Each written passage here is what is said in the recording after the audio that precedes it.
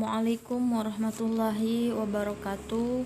Alhamdulillah kita bisa melakukan pembelajaran daring ini, sudah masuk ke bab 2. Yang mana bab 2 ini judulnya yaitu Kerajaan-kerajaan Islam di Indonesia. Untuk kerajaan pertama di sini yaitu kerajaan-kerajaan Islam di Pulau Jawa. Kerajaan di Pulau Jawa ini adalah daerah kerajaan Demak. Yang mana daerah Demak ini pada waktu itu mempunyai 5 raja. Yang pertama Raja Raden Patah, kedua Pati Unus, ketiga Sultan Trenggono, keempat Sunan Prawata, kelima Arya Penangsang. Untuk raja yang pertama yaitu Raden Patah, beliau memimpin dari tahun 1500 sampai 1518, kurang lebih 18 tahun beliau memimpin. Pada waktu dulu sebelum Raden Patah memimpin, beliau dikenal sebagai Pangeran Jimbun. Bisa diingat, Pangeran Jimbun. Lalu setelah beliau memimpin daerah Demak, yaitu beliau mempunyai gelar yaitu Sultan Alam Akbar Al-Fatah. Sultan Alam Akbar Al-Fatah bisa diingat. Lalu setelah beliau memimpin daerah Demak, beliau di saat itu membangun sebuah masjid di daerah Demak. Lalu pada masa kepemimpinan beliau Raden Patah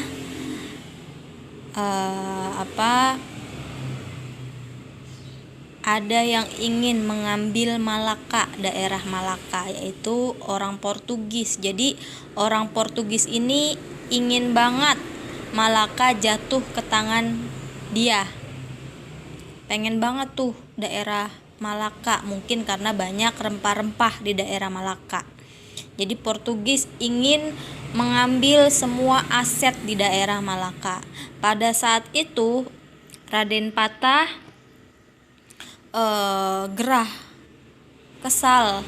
Pada saat itu beliau mempunyai anak, yaitu anaknya Pati Unus. Jadi yang ikut memimpin untuk melawan Portugis yaitu Pati Unus. Tetapi Pati Unus dan armadanya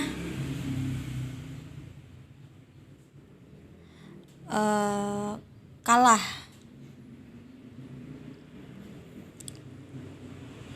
Walau serangan ke Malaka sudah dibantu oleh Aceh dan Palembang, tetapi gagal karena persenjataan orang-orang Portugis yaitu sangat lengkap.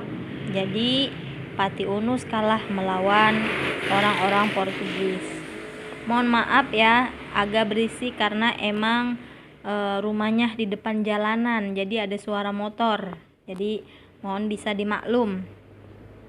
Untuk raja yang kedua yaitu Pati Unus ini yang tadi memimpin perang sama Portugis. Raja kedua yaitu Pati Unus. Jadi karena ayahnya Raden Patah wafat, jadi digantikan oleh putranya Pati Unus. 1918 Raden Patah wafat, lalu pemerintah kerajaan Demak dipimpin oleh Pati Unus. Pada masa kepemimpinan ayahnya, Pati Unus ikut menyerang Portugis karena sudah menguasai Malaka. Maka dari itu Pati Unus mendapat julukan Pangeran Seberang Lor. Karena keberaniannya untuk melawan Portugis, beliau sampai mendapat julukan yaitu Pangeran Sabrang Lor. Untuk raja yang ketiga yaitu Sultan Trenggono. Sultan Trenggono ini adalah anak Raden Patah juga. Beliau adik dari Pati Unus menurut Suma Oriental. Sultan Trenggono mempunyai 2 anak, yaitu Sunan Prawata dan Ratu Kalinyamat. Ada 2, ingatkan, Sunan Prawata dan Ratu Kalinyamat. Untuk lebih jelasnya bisa baca di LKS. Sultan Trenggono meninggal 1946. Lalu pemerintah Demak digantikan oleh putranya. Jadi setelah Sultan Trenggono meninggal digantikan oleh anaknya, yaitu Sunan Prawata.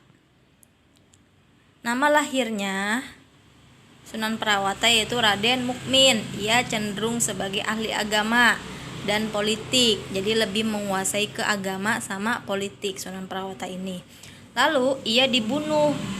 Pada saat kepemimpinannya, Sunan Prawata dibunuh oleh sepupunya, yaitu Arya Penangsang. Ingetin, dibunuh oleh Arya Penangsang.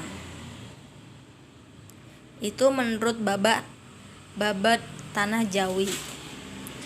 Dan Kesultanan Demak pun berakhir karena Hadiwijaya memindahkan pusat pemerintahan ke Pajang.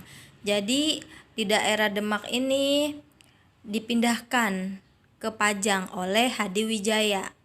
Jadi pada masa Sunan Prawata agak goncang daerah Demak seperti itu. Maka selanjutnya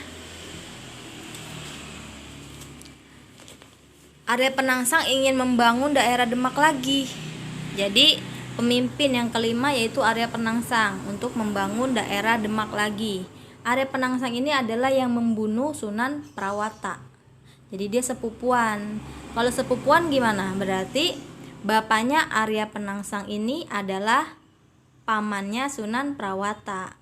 Jadi di sini bisa dikatakan Raden Patah mempunyai 3 anak. Yang pertama Pati Unus. Ingat, yang kedua Sultan Trenggono. Nah, yang ketiga yaitu ayahnya dari Arya Penangsang atau Sekar Seda Lepen. Bisa dilihat di LKS.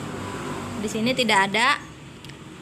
Atau nama ayah Arya Penangsang ini Sekar Seda Lepen. Jadi Sekar Seda Lepen ini adalah anak dari Raden Patah yang ketiga atau adiknya dari Sultan Trenggono. Bisa dipahami? Jadi Sekar Seda Lepen ini kesal karena tidak memimpin daerah Demak. Jadi langsung turun ke Sunan Prawata, ponakannya sendiri, anaknya abangnya. Jadi nggak jatuh ke Sekar Seda Lepen. Nah, beliau kesal karena nggak memimpin daerah Demak. Maka dari situ Arya Penangsang membunuh Sunan Prawata. Tuh. Arya Penangsang terkenal sakti mandraguna dan mempunyai kepribadian temperamental dan kurang sabar dalam melakukan sesuatu dan membunuh saudaranya sendiri yaitu Sunan Prawata.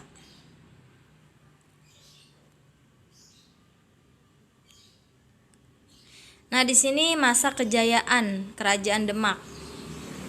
Demak telah menjadi kerajaan yang kuat di Pulau Jawa dan menundukkan beberapa kawasan pelabuhan dan pedalaman Nusantara. Kejayaannya ada 2, bisa diingat. Letak Banten yang strategis, terutama daerah Malaka, jatuh ke tangan Portugis. Banten menjadi bandar utama karena dilalui jalur perdagangan laut. Jadi karena letaknya sangat strategis, sangat bagus, jadi orang Portugis tertarik dengan daerah Malaka. 2. Banten menghasilkan rempah-rempah lada yang menjadi perdagangan utama bangsa Eropa menuju Asia. Jadi kelebihan di daerah Banten ini adalah rempah-rempah, terutama lada. Bisa diingat ya, Mami. Terus masa keruntuhan Kerajaan Demak. Nah, di sini masa keruntuhan yang tadi.